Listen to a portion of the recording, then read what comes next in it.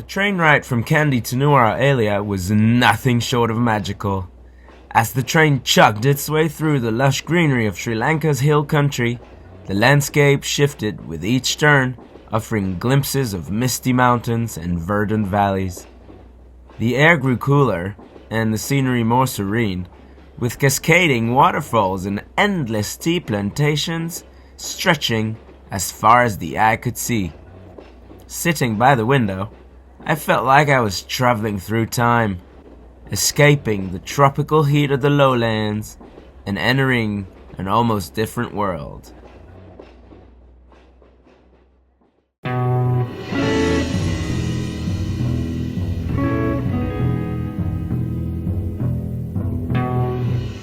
As I arrived in Nuwara Eliya, it immediately struck me how much the town retained its British colonial charm. There was something distinctly different about this place, as if it were a little corner of England tucked away in the heart of Sri Lanka. The post office building, with its Tudor-style architecture, stood proudly at the center, its brick facade and wooden beams echoing the colonial past. I wandered around the racecourse ground, which seemed like a quiet reminder of Nuwara Eliya's once popular racing days. Nearby, the golf course, another relic of British influence, stretched out with its perfectly maintained greens, surrounded by towering trees and distant views of the hills. I passed a striking Hindu temple, its vibrant colors standing out against the green hills. Nearby, a school bustled with lively children waving excitedly as we passed. Further along, several churches came into view, with the most impressive being St. Francis Xavier's Church. My lunch stop was Hela Bojunala, a community-driven food center that promotes traditional Sri Lankan cuisine prepared by local women. Afterward, I took a leisurely stroll around Lake Gregory, where locals and tourists alike enjoyed paddle boating, motorboating, and simply soaking in the beautiful surroundings. Victoria Park, with its meticulously maintained gardens and vibrant flowers, provided the perfect spot for a moment of quiet reflection.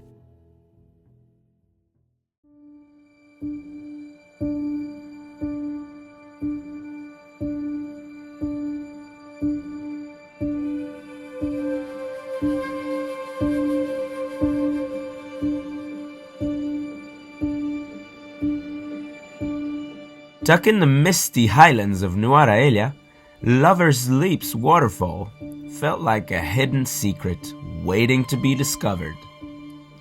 The journey around sunrise there took me through winding tea plantation paths. As I approached, the sound of rushing water grew louder, and soon the cascade revealed itself, plunging dramatically from a rocky cliff into the jungle below.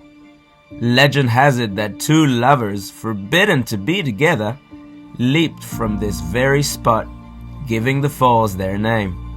It was a place of both beauty and tragedy, where nature and legend intertwined seamlessly. One of the highlights of my time in Nuwara Eliya was a visit to the Pedro Tea Estate.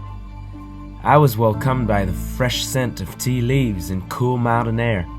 I had a chance to learn about the tea-making process, from the intricate methods of processing tea leaves all the way to the little tea bag in our cup. The estate's tea plucking demonstration was fascinating. Local women, skilled and swift, picked the leaves by hand, their baskets filling up quickly with the tender shoots of the tea plant. I decided to join them for a while, feeling the rhythm of the work as I plucked the leaves myself. It wasn't easy, but it was satisfying to be part of the process. The landscape around me was so peaceful, with rows upon rows of tea bushes stretching out across the hills. I couldn't help but admire the workers' skill and dedication, and I left the plantation with a newfound appreciation for the tea that had made Sri Lanka famous around the world. After that, I decided to tackle a short hike to Singletree Hill. On the way, I found Little England Cottages, a gated community dotted with British-style cottages many of which had perfectly manicured gardens, an unlikely sight in this tropical paradise.